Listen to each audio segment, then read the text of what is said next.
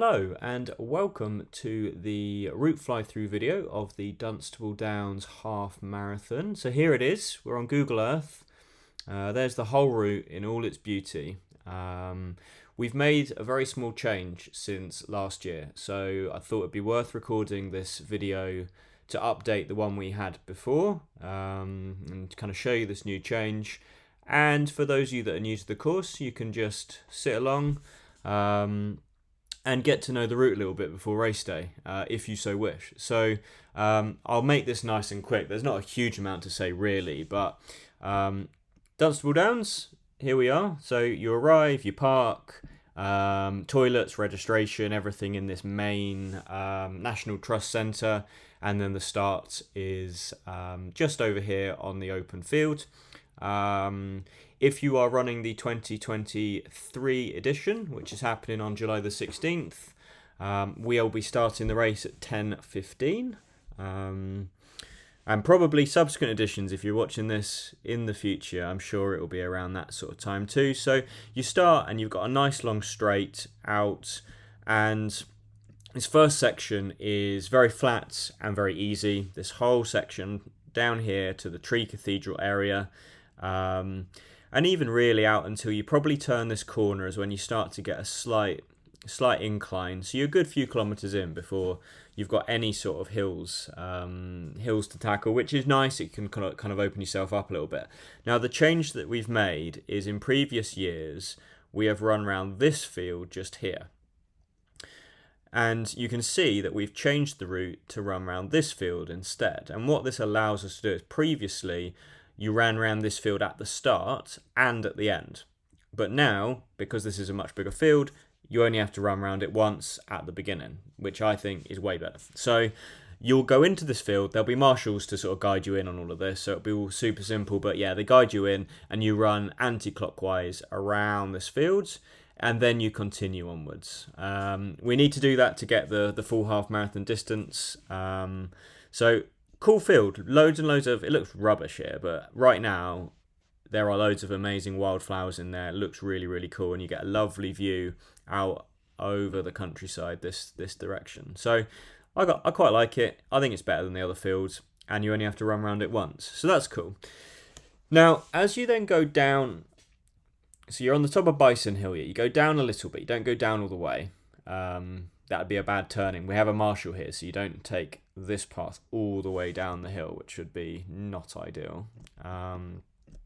So what you have here is you have a down, you have an up, you have a down, and you have an up. So you've got 2 downs and 2 ups on this section. So this is really nice trails, really thin, kind of single track, good fun.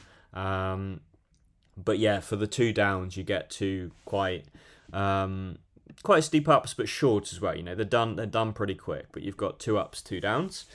Then the route takes you out of the downs, and this is where we've got our road crossing that we always have to be quite careful of. So there'll be a marshal on either side of here. Obey the marshal. It's quite a fast road, so please stop and take any instructions that are given to you. But then once you're across the road, you're doing this really cool loop around Kensworth Quarry. So you come out, and again it's anti-clockwise, and you're basically following the quarry, the whole perimeter of the quarry. Sort of from this road crossing around and back is just under 7 kilometres. So it's a good section of the race here. So you've got, a good third of the race is around this quarry. And although it is undulating, it is, much more runnable than, say, this section you've just done.